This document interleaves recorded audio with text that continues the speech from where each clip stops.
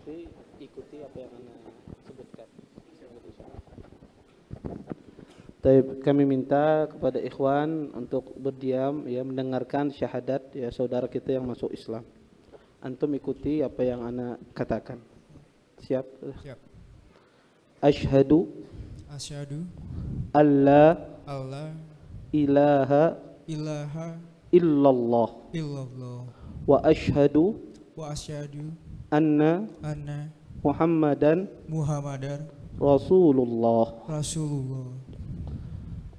Aku bersaksi Aku bersaksi tiada Tuhan tiada Tuhan yang berhak disembah yang berhak disembah selain Allah, selain Allah, dan aku bersaksi dan aku bersaksi bahwasanya bahwasanya Nabi Muhammad Nabi Muhammad Rasulullah. Rasulullah. Takbir, Allahu Akbar.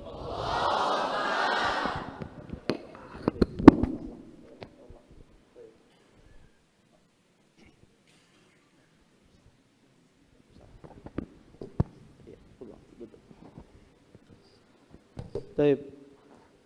Bapak-bapak, ibu-ibu, ikhwan dan akhwat yang dimuliakan oleh Allah Subhanahu wa taala, tadi kita melihat saudara kita sudah masuk Islam.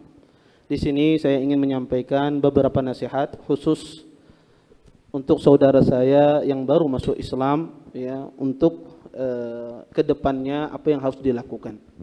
Pertama, merupakan nikmat yang luar biasa ketika seseorang dimasukkan ke dalam agama Islam.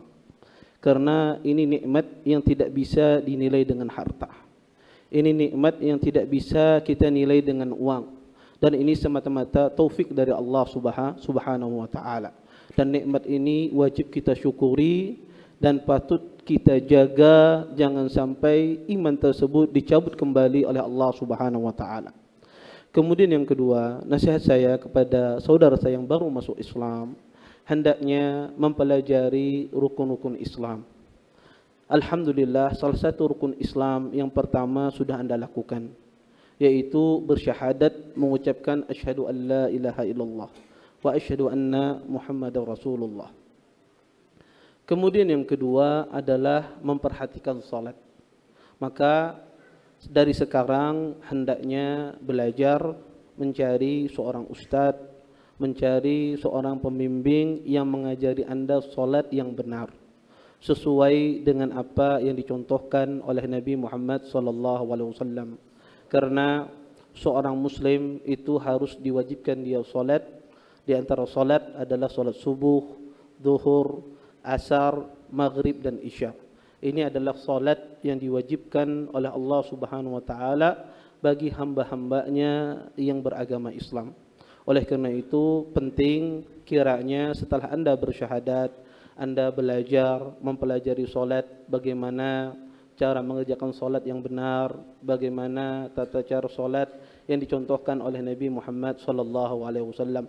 Maka cari salah seorang ustadz, duduk bertanya kepada beliau untuk diajari bagaimana cara diajarkan solat yang benar sesuai dengan tuntunan Nabi Muhammad SAW. Kemudian yang ketiga, bagi saudara saya yang baru masuk Islam, hendaknya dia mempelajari akidah yang benar. Karena ini penting ya. Seorang muslim setelah dia masuk Islam, maka dia harus tahu apa saja yang menjadi kewajiban dia kepada Allah Subhanahu wa taala dan apa saja hal-hal yang harus dia jaga agar iman ini tidak dicabut oleh Allah Subhanahu wa taala. Karena ini nikmat yang luar biasa yang tidak bisa kita ukur dengan dunia seisinya. Ya. Karena nikmat masuk Islam ini nikmat yang tidak Allah berikan kepada semua orang. Hanya orang-orang tertentu yang Allah berikan. Maka patut Anda belajar dari sekarang ya, bagaimana menjaga iman ini, belajar akidah yang benar agar akidah kita ini tidak tercampuri dengan hal-hal yang salah, dengan hal-hal yang tidak dibenarkan di dalam Islam. Kemudian yang terakhir, nasihat saya kepada saudara saya yang baru masuk Islam untuk belajar Al-Quran, berusaha untuk mempelajarinya, berusaha untuk belajar membaca Al-Quranul Karim, karena ini penting. Karena Al-Quran ini merupakan firman Allah Subhanahu wa taala, kalamullah, yang mana Al-Quran inilah yang menyejukkan hati kita. Ketika kita dalam keadaan galau, dalam keadaan gelisah, Maka Al-Quran inilah yang menyejukkan hati kita. Ala bi dzikrillah tatmainnul qulub. Sesungguhnya dengan mengingat Allah, hati manusia menjadi tenang. Dengan mengingat Allah, hati manusia menjadi tentram. Maka penting bagi saudaraku baru masuk Islam, berusaha untuk membaca Al-Quran dengan baik, berusaha mempelajari Al-Quranul Karim. Karena ini satu-satunya mukjizat Rasulullah SAW yang ada sampai hari kiamat. Semua mukjizat sebelum nabi-nabi itu sudah tidak ada lagi. Yang ada hanyalah Al-Quranul Karim. Dan ini mukjizat dijaga oleh Allah Subhanahu Wa Taala sampai hari kiamat kelak. Maka patut kiranya kita baru masuk Islam semangat untuk belajar dan membaca Al-Quranul Karim. Dan paling terakhir, nasihat saya kepada saudara saya baru masuk Islam, terus belajar agama Islam karena ilmu itu tidak akan pernah habis. Terus semangat belajar menuntut ilmu agama. Semakin Anda belajar, semakin dikuatkan oleh Allah Subhanahu Wa Taala iman Anda, agama Anda.